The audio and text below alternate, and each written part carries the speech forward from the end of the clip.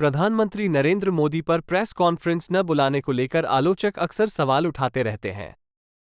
इस पर उन्होंने खुद ही प्रतिक्रिया दी है। अपनी पसंद का बचाव करने के लिए प्रधानमंत्री मोदी ने कहा कि मीडिया अपने चरित्र में बदलाव के कारण अब निष्पक्ष नहीं रह गया है। पत्रकार अपने विश्वासों और दृष्टिकोणों की वकालत करते हैं। उन्होंने घोषणा की, मैं संसद को जवाब देता हूं।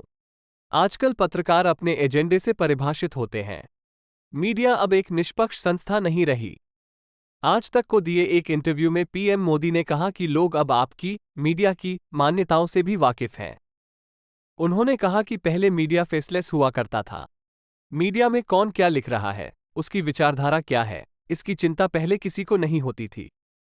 अब स्थिति पहले जैसी नहीं है। पीएम मोदी ने कहा कि राजनीति में एक नई संस्कृति विकसित हुई है। प्रदर्शन के बारे में चिंतित न होकर यह मीडिया को प्रबंधित करने पर केंद्रित है। उन्होंने कहा, मैं उस रास्ते पर चलने में विश्वास नहीं करता। मुझे कड़ी मेहनत करनी है और गरीबों के हर घर तक पहुंचना है। मैं विज्ञान भवन में रिबन काटते हुए भी तस्वीरें खिंचवा सकता हूं।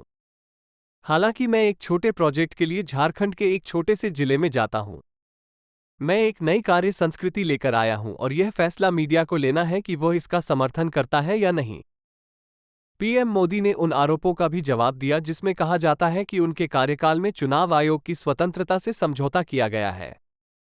उन्होंने कांग्रेस शासन के तहत सीईसी के राजनीति में आने और रिटायरमेंट के बाद मंत्री पद संभालने के उदाहरणों को याद करते हुए पलटवार किया। पीएम मोदी ने कहा, मजेदार बात यह है कि चुनाव आयोग से निकले लोग कभी कभी राज्यपाल बन जाते थे, कभी कभी वे सांसद बन जाते थे। वे आडवाणी जी के खिलाफ संसदीय चुनाव लड़ने गए। ये उन लोगों का उदाहरण है जिन्होंने पिछली सरकारों के तहत मुख्य चुनाव आयुक्त के रूप में कार्य किया। उस युग के चुनाव आयुक्त अभी भी उसी राजनीतिक दर्शन को बढ़ावा देने वाले ट्वीट करते हैं। वे अपनी राय देते हैं और लेख लिखते हैं। इससे केवल ये पता चलता है कि अब चुनाव आयोग पूरी तरह से स्वतंत्र हो गया है।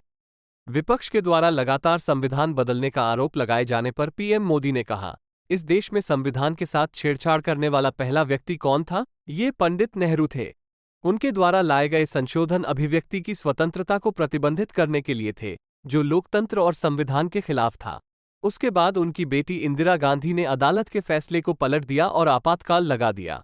राजीव गांधी ने शाह बानो मामले में सुप्रीम कोर्ट के फैसले को पलट दिया और मीडिया पर प्रतिबंध लगा दिया। कांग्रेस के युवराज राहुल गांधी ने एक बार केंद्रीय कैबिनेट के फैसले को फाड़ दिया था। ग्रेटर दैन पीएम ने आगे कहा कि एक ही परिवार के 4 अलग अलग सदस्यों ने अलग अलग समय पर संविधान का अपमान किया।